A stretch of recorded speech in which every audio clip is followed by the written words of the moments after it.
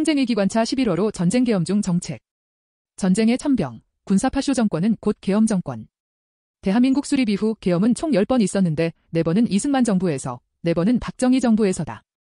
다른 2번은 각각 박정희가 피살된 데 따른 계엄과 1980년 5월 전두환이 국가 권력을 장악하기 위한 계엄이었다. 박정희나 전두환 모두 처음부터 자신이 계엄사령관을 맡았던 것은 아니다. 그 정도의 직위를 갖고 있지 못했기 때문이다. 박정희가 장도영을, 전두환이 정승화를 제거하면서 그들의 실권은 구체화됐다. 쿠데타는 반헌법적이다. 법적으로 할 수 없을 때 힘으로 권력을 찬탈하는 방법이다. 군대를 동원한 군사 쿠데타가 일반적이고 군권을 가진 자가 권력을 쥐며 군사파쇼 정권이 나타나게 된다. 계엄은 합법이다. 1961년 5월 16일 이군 부사령관 소장 박정희가 주도해 장교 250여 명, 사병 3,500여 명 정도가 한강을 건너 서울의 주요 기관들을 점령하면서 국가 권력을 장악했다. 고무시 라디오 방송을 통해 군사혁명위원회가 입법, 사법, 행정의 세 권을 통합 장악한다고 선언하고 6개 항의 혁명 공약 발표와 함께 군사혁명이 성공했다고 공표했다. 공구시를 기해 전국의 비상계엄을 선포했다. 5월 18일 일군 사령관 이한림이 체포됐고 육군 사관학교생도들이 군사혁명을 지지하는 가도행진을 벌였으며 결정적으로 장면 총리가 내각 총사퇴를 발표하고 정권을 군사혁명위원회에 이양했다. 군사혁명위원회는 포고 1호를 통해 언론, 출판, 보도 등에 대한 사전검열을 제도화했으며 혁명위원회 포고, 4호로 민의원, 참의원, 지방의원 등 대의원 언법기관을 해산시켰다. 비상계엄 상황에서 반혁명 분자의 제거라는 명분으로 민족일보 간부 13명과 혁신계 정치인들을 구속했다. 장면은 반란 초기 미국의 사태 진압을 요구했으나 미 정부는 불개입한다며 사실상 현상유지 입장이었다. 5월 19일 매그루더 유엔군 사령관이 쿠데타 지도부와 접촉했으며 군사혁명위원회가 국가재건 최고회의로 개편됐다.